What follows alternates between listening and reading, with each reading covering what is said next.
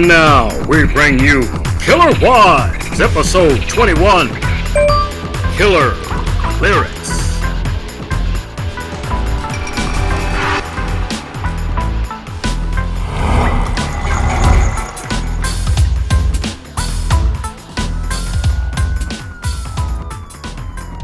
These are the case facts against Elena Collegius, who had her lover kill her own husband. Isn't trust a bitch?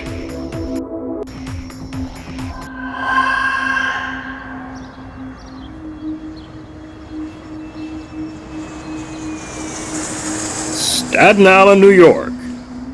Famed birthplace of Emilio Estevez, Christina Aguilera, but also made famous for the murder of one Mr. Boris Collegius.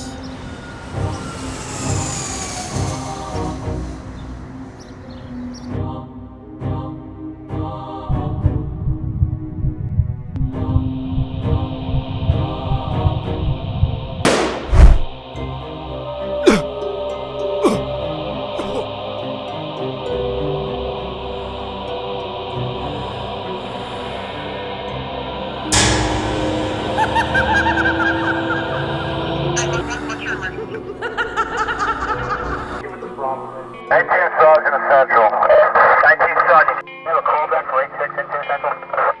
Negative K, nothing further. Just see the cabbie in the corner. Our story begins in the coldness of the former Soviet Union, where Mr. Boris Collegius, a jet fuel magnate, met and married to death do they part, literally, his wife Elena. Boris Collegius made an excellent living in the most dangerous of times for the former Soviet Republic. This was a decade where businessmen were being murdered, kidnapped, or robbed, as the country teetered on the brink of insolvency and struggled on what to do with its newfound democratic freedoms. Just about every man that was his business partner in the oil industry had been murdered, and Boris believed he would be next. For this reason, in keeping his wife and himself safe, he gathered up his new bride and immigrated to the United States. He sought to not only achieve the American dream, but safety and security for his future family.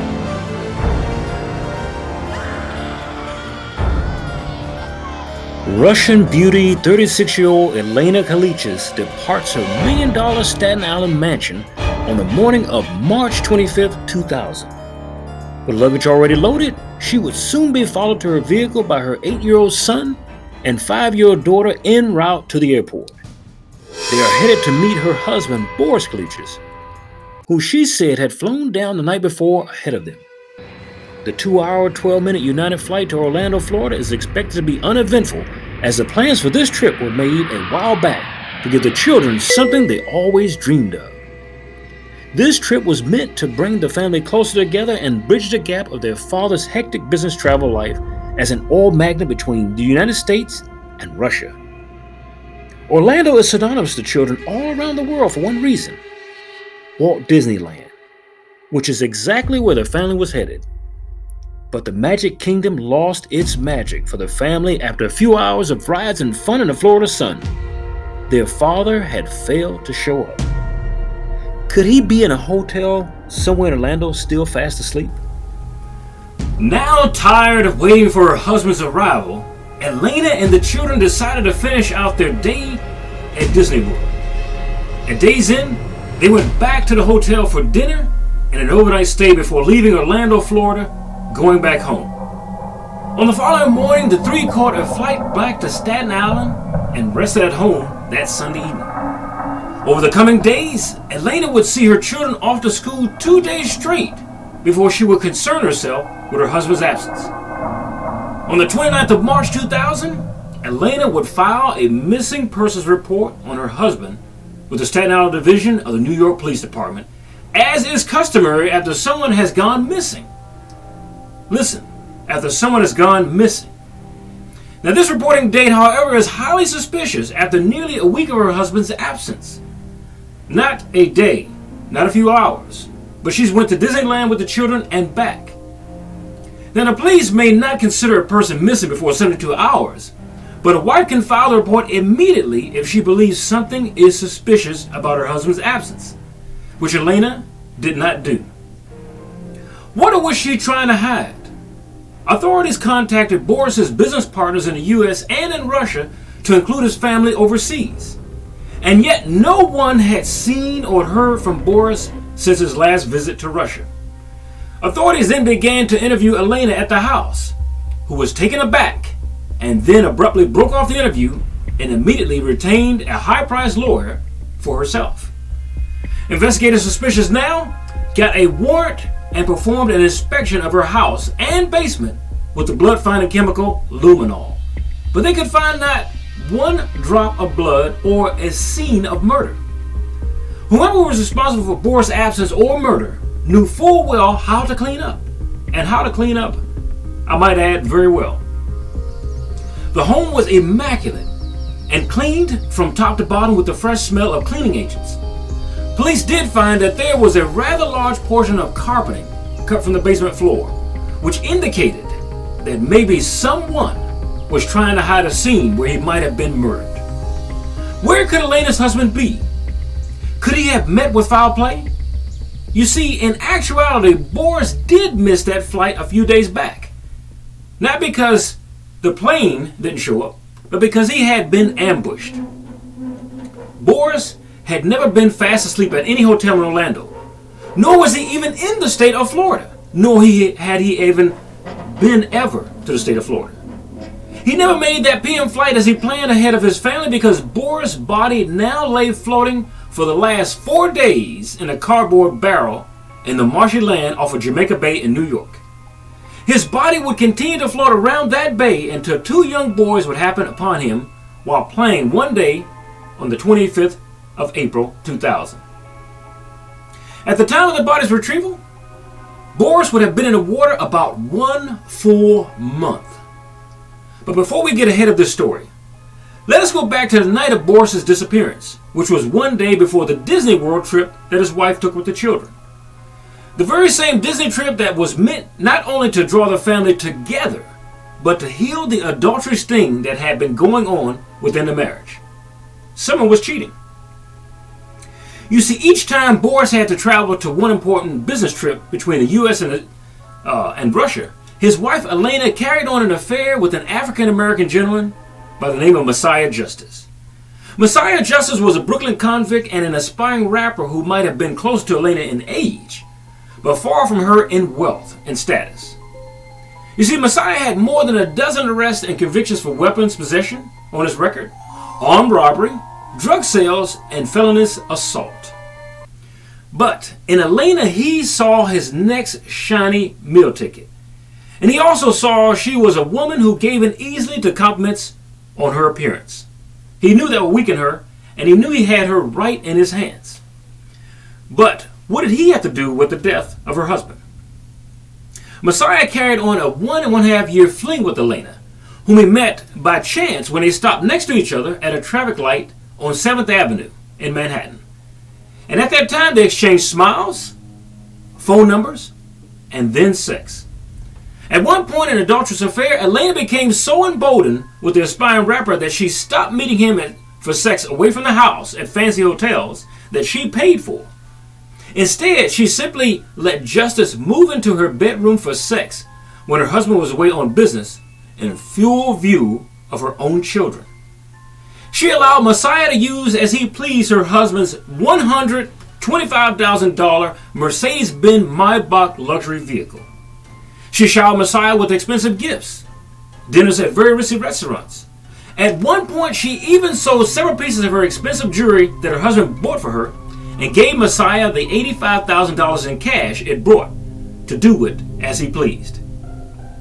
Now, on Killer Wise, we always try to give you a feel for the lifestyle of the murdered husband, as well as his wife's way of life before she killed him. So you can see why a woman would do this. She's at the bottom, she's complaining, but this is a wife at the top, and she does this.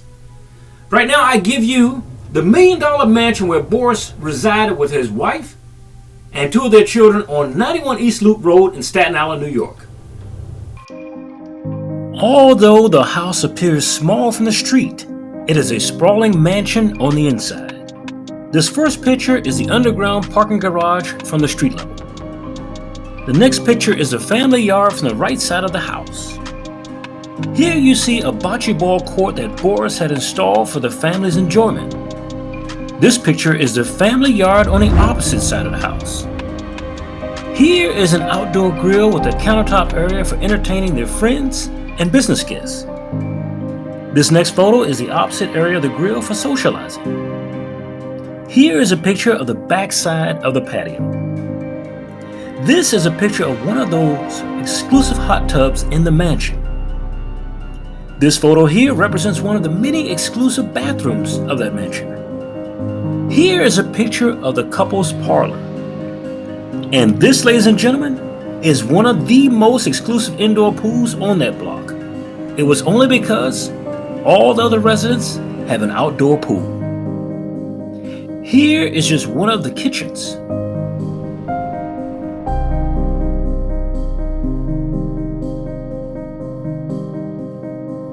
A handcrafted fireplace in their sunken living room on the lower level. The lower level of the house is seen from the entryway. The house had the entire center portion open, so you can see the next level, which went down to even a lower level. Here is an angle of the lower fireplace and the stairs that lead to the entryway. And finally, here is a view of a portion of the front yard.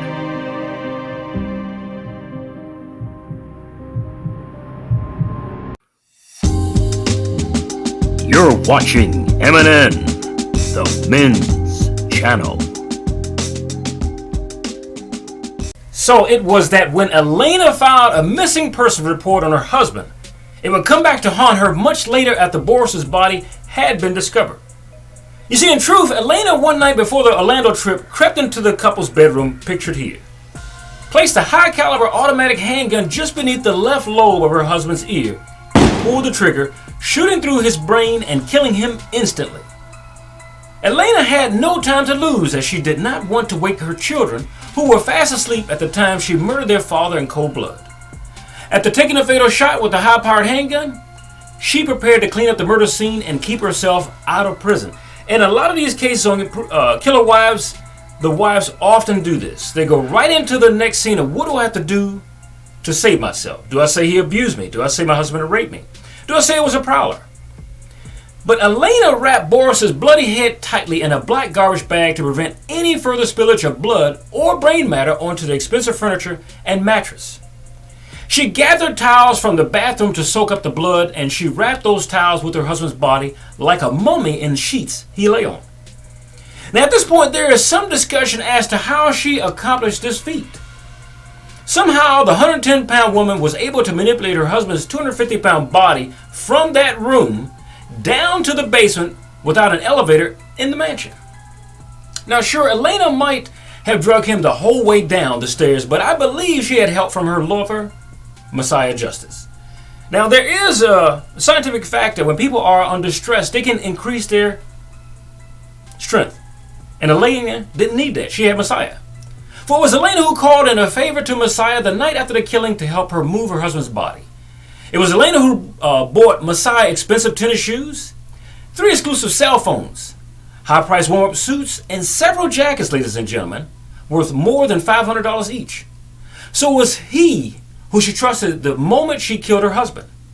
Messiah Justice said during his initial police interview and trial that Elena Kalijas frantically called him to her Tall Hill home that night of the murder, and she met him at the front door with the red substance on her hands that also coated her blue spandex pants.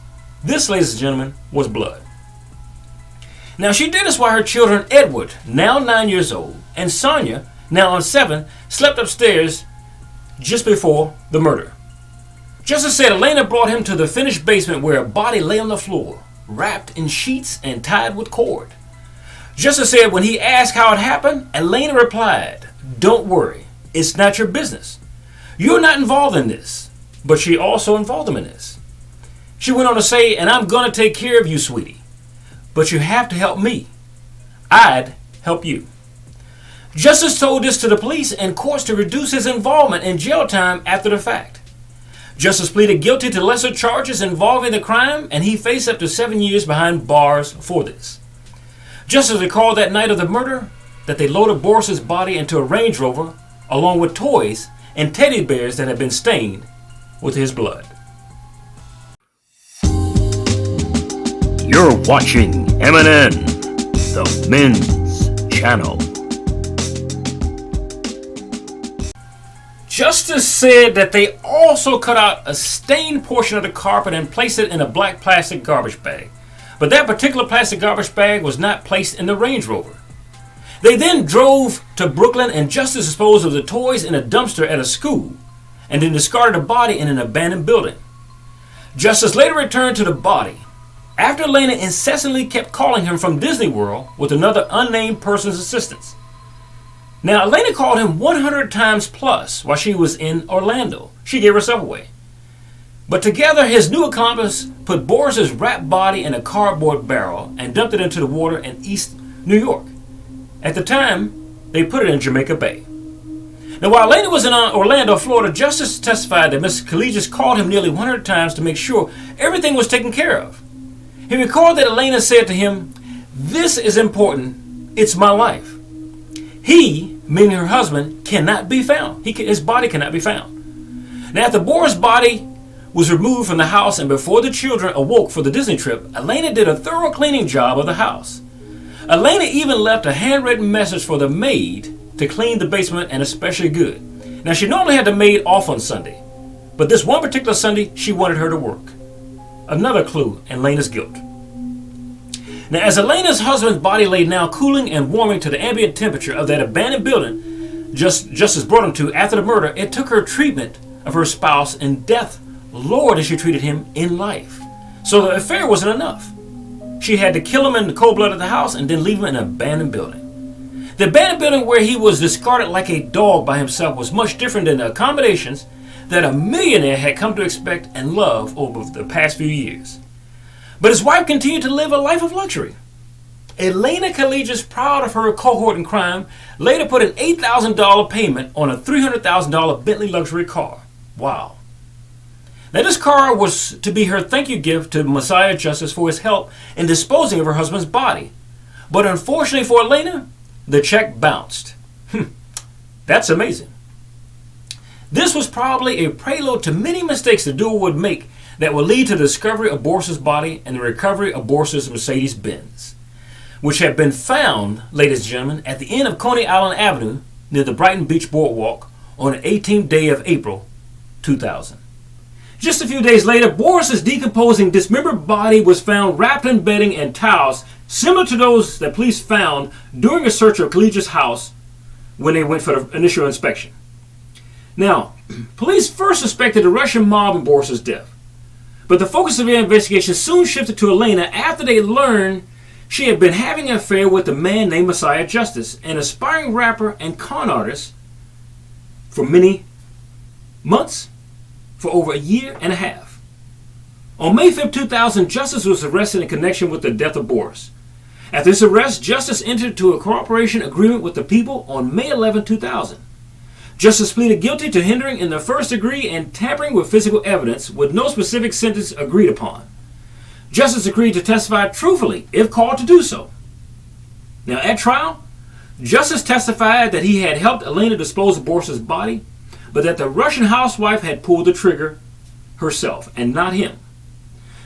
The prosecution contended that Elena had shot Boris after he had threatened to divorce her and leave her destitute because of her affair with Justice.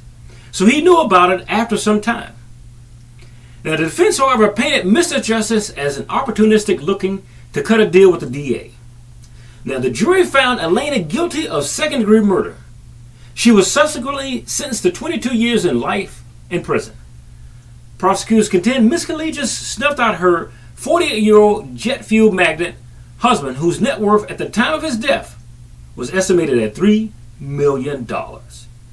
She did this because he threatened financial ruin after they argued over money, divorcing, and had an affair with Messiah Justice, a smooth-talking, streetwise felon. Justice pleaded guilty to evidence tampering and hindering prosecution and was sentenced to 1 1/3 years in prison. Now, Justice took off before he was arrested. He went to another foreign country, but they caught him with a false passport, and he has now completed his sentence in jail. Elena Collegius will be eligible for parole at the end of her 20-year sentence in 2024 or 3 years from today. At the time of Boris's death, he had been married to his wife Elena for 8 long years. Not he just met her. She killed him after 8 long years of marriage. For Killer Wives, this is Charles Rivers. Thank you for joining us.